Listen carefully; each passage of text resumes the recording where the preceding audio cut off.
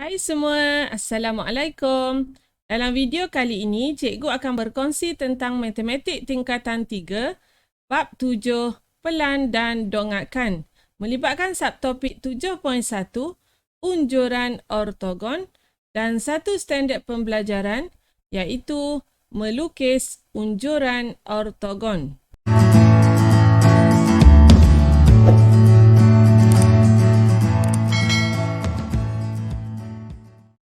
Dalam video kali ini, kita akan belajar bagaimana untuk melukis unjuran ortogon bagi bentuk 2 dimensi ataupun bentuk 3 dimensi. Sebelum tu kita imbas kembali apakah yang dimaksudkan dengan bentuk 2 dimensi dan juga bentuk 3 dimensi. Okey, yang ni ialah bentuk 2 dimensi. Okey, yang ni segi 4 sama, segi 3. Okey, yang ni segi 4 selari dan ini sebuah bulatan. Dan untuk bentuk 3 dimensi, okey, ini adalah contoh-contoh bentuk 3 dimensi, iaitu bentuk kuboid, silinder, kon, sfera dan juga piramid. Okey, seterusnya kita lihat pula tentang apakah yang dimaksudkan dengan permukaan rata dan juga permukaan melengkung. Okey, dalam bentuk 3 dimensi, terdapat permukaan yang melengkung dan juga ada permukaan rata. Okey, permukaan rata seperti contoh yang terdapat pada permukaan kuboid. Okey, bulatan yang terdapat pada silinder, okey, sebagai tapaknya. Okey, bulatan yang terdapat pada kon, iaitu tapaknya. Dan juga permukaan yang terdapat pada sebuah piramid. Okey, yang tu dinamakan permukaan rata. Manakala permukaan melengkung pula ialah, okey, yang pertama pada permukaan silinder. Okey, yang tepi ni, ini ialah permukaan melengkung. Okey, yang kedua ialah pada bentuk kon. Okey, yang atas ni merupakan permukaan melengkung dan juga permukaan melengkung pada bentuk sfera. Okey, seterusnya kita lihat pula apakah yang dimaksudkan dengan satah. Okey, satah ialah permukaan rata pada suatu objek. Dan terdapat 3 jenis satah, iaitu satah mengufuk, satah mencancang dan satah condong. Okey, satah permukaan rata. Dan ada 3 jenis, iaitu mengufuk, mencancang dan condong. Okey, kita lihat kepada satu bentuk. Okay, ini adalah bentuk prisma. Okey, prisma di mana tapaknya ialah berbentuk segitiga. Okey, prisma berbentuk segitiga dan kita lihat terdapat 3 jenis satah di sini. Okey, yang pertama cikgu tandakan di sini. Okey, ini dinamakan satah mengufuk. Okey, cuba kita namakan permukaan satah bagi satah mengufuk ini. Okey, satah mengufuk ialah satah A, B, C, D. Okey, satah mengufuk A, B, C, D. Okey, dan seterusnya kita lihat pula yang kedua, satah mencancang. Okey, satah mencancang ialah satah yang kedua ni, yang warna hijau. Ini dinamakan satah mencancang. Okey, kita namakan satah mencancang ini iaitu satah ABF. Okey, ABF. Yang pertama ni ABF dan yang kedua CDE. Okey, dan CDE. Okey, yang ini dinamakan satah mencancang. Dan yang ketiga ialah satah condong. Okey, satah condong ialah permukaan yang rata yang agak sengit daripada berbeza dengan satah mencancang dan juga satah mengufuk. Iaitu yang biru ni, yang pertamanya namanya ialah A, F, E, D. Okey, A, F, okay, A, F, E, D bawah ni A, F, E, D. Dan yang kedua kita ada satu lagi satah condong iaitu B, C, E, F. Okey. Dan B, C, E, F.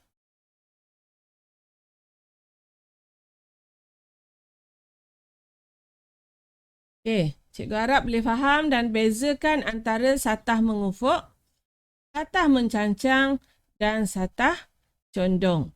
Okey, seterusnya kita lihat pula tentang yang berikutnya iaitu istilah normal kepada satah. Normal kepada satah ialah garis lurus yang berserenjang atau bersudut tegak dengan sebarang garis pada satah itu. Kita lihat kepada gambar rajah tadi ni. Ni bentuk prisma tadi. Normal kepada satah ialah garis lurus yang berserenjang.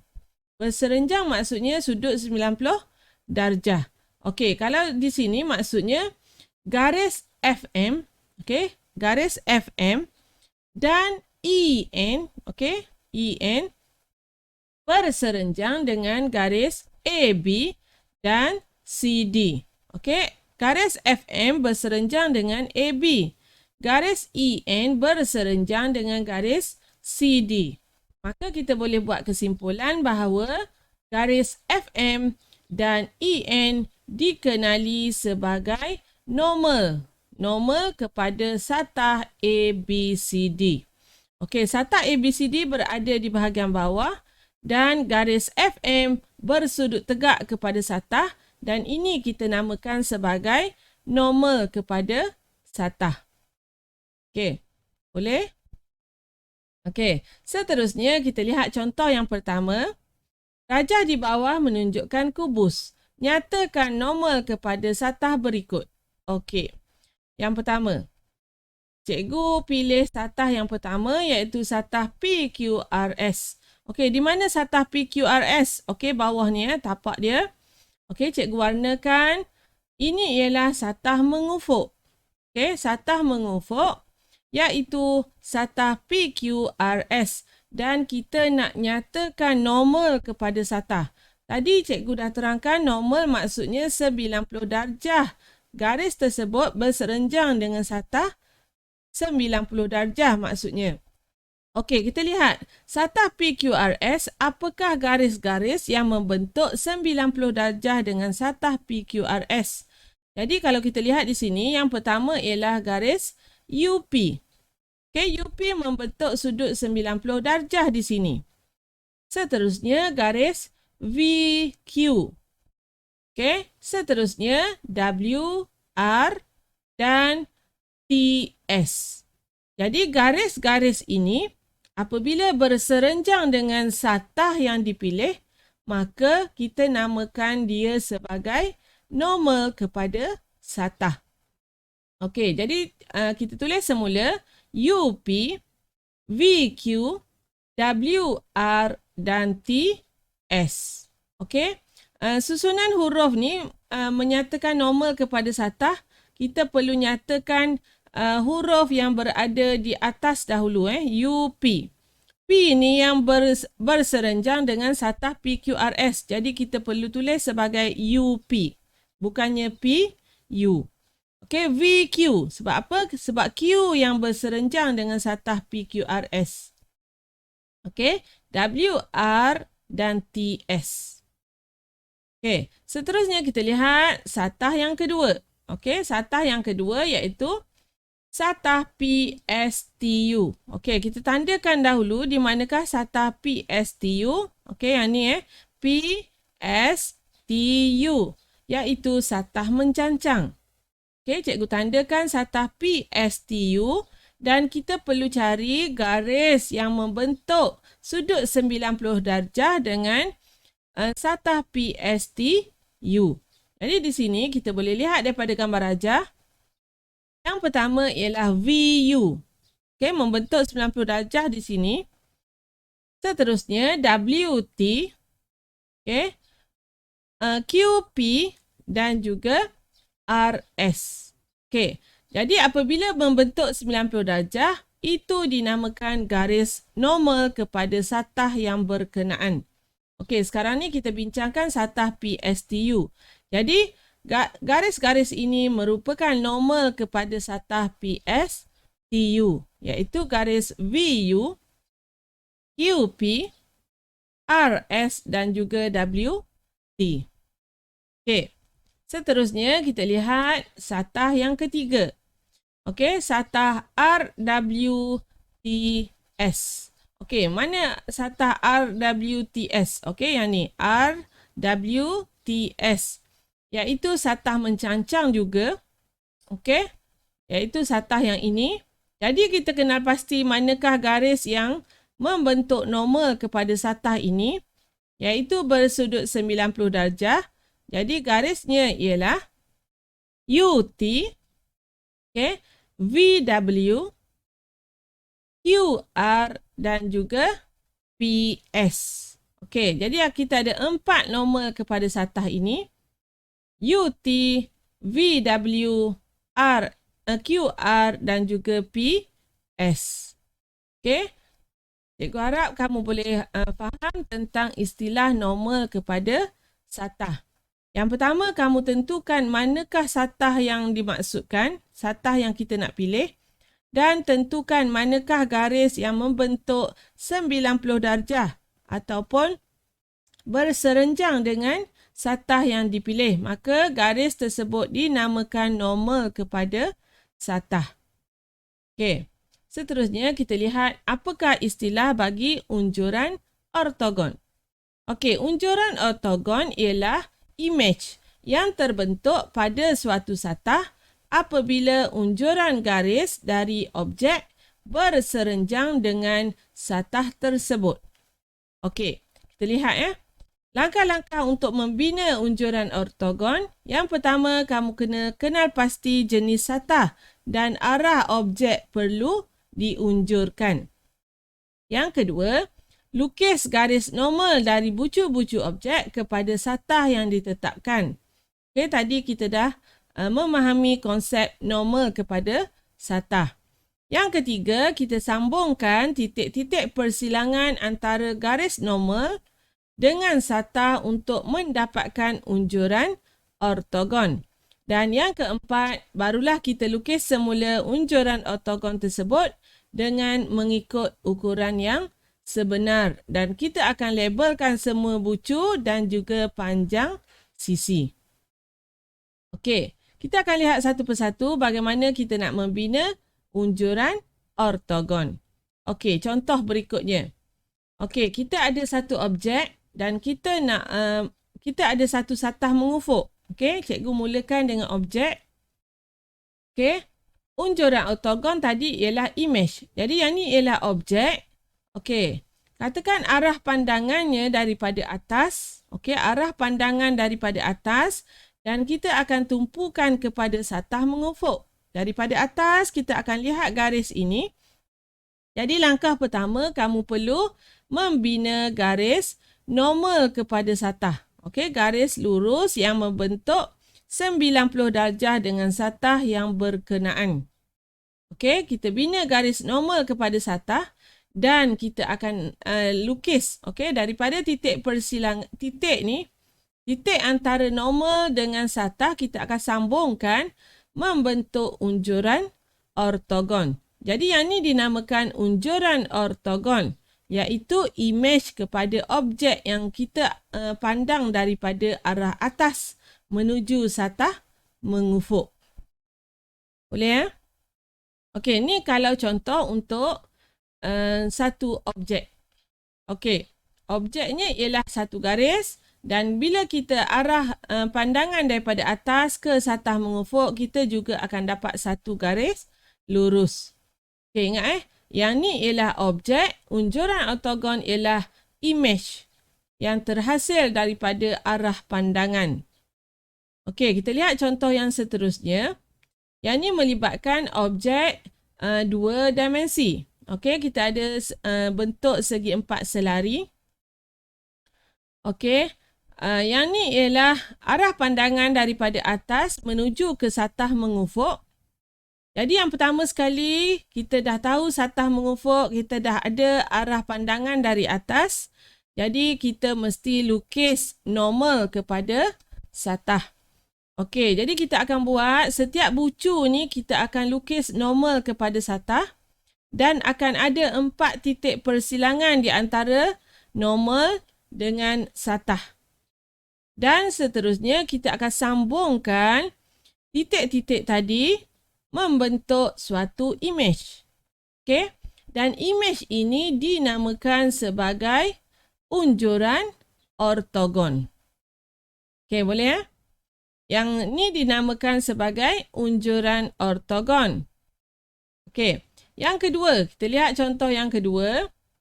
Okey, contoh yang kedua, bentuk yang kedua ni. Okey, arah pandangan daripada anak panah ni dan kita pancarkan kepada satah mencancang. Okey, yang tadi satah mengufuk, yang ni satah mencancang. Kita lukis normal kepada satah bagi setiap bucu. Bagi setiap bucu, kita lukis normal kepada satah. Okey, daripada titik persilangan normal dan satah, kita sambungkan membentuk imej. Okey, membentuk imej. Jadi imej ini dinamakan sebagai unjuran ortogon. Diunjurkan dari arah pandangan ini. Okey, yang ni ialah objek. Objek kita lukiskan dia punya normal kepada satah dan kita sambungkan titik dan kita akan dapat unjuran ortogon dari arah pandangan sisi ini. Okey ya. Okey, seterusnya kita lihat unjuran ortogon bagi objek 3 dimensi dan ini ialah bentuk kuboid. Okey, jadi kita ada arah pandangan daripada atas melibatkan satah mengufuk. Okey, satah mengufuk. Jadi yang pertama sekali kamu bina garis normal kepada satah. Okey, kita bina garis normal kepada satah dan kita sambungkan garis bucu-bucu yang bersilang dengan satah membentuk unjuran ortogon. Jadi yang ni ialah unjuran ortogon bagi objek ini. Okey, arah pandangan dari atas. Jadi inilah unjuran ortogon untuk satah mengufuk. Dan katakan kita nak lihat daripada arah pandangan sebelah kanan, kita ada satah mencancang. Okey, yang ni arah pandangan daripada kanan. Jadi kita akan unjurkan dengan cara melukis garis normal kepada satah. Okey, kita ada 4 garis normal kepada satah. Okey, 1, 2, 3, 4.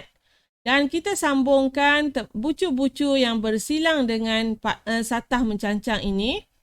Dan kita akan dapat inilah unjuran ortogon bagi arah pandangan daripada sisi kanan. Okey. Jadi seterusnya kita akan lihat soalan. Okey. Setiap rajah di bawah menunjukkan objek dan unjurannya kepada suatu satah. Tentukan sama ada unjuran itu ialah unjuran ortogon atau bukan. Okey, soalan pertama. Kita ada silinder. Okey, jadi kita akan unjurkan. Okey, 1, 2, 3, 4 dan kita sambungkan.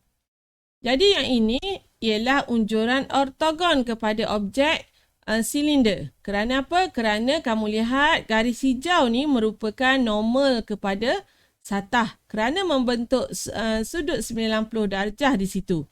Maka yang pertama ni jawapannya ialah ya, unjuran ortogon. Okey, B pula. Okey, kita lihat kita ada satu bentuk di atas ni, bentuk 3 dimensi. Yang utama sekali kamu lihat garis normalnya.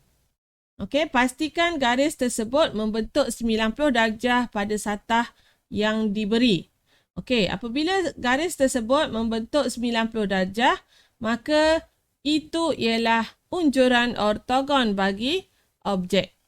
Okey, jadi yang ni pun ya, unjuran ortogon. Okey, soalan C. Okey, kita ada bentuk yang ni. Dan kita lihat pada garis hijaunya.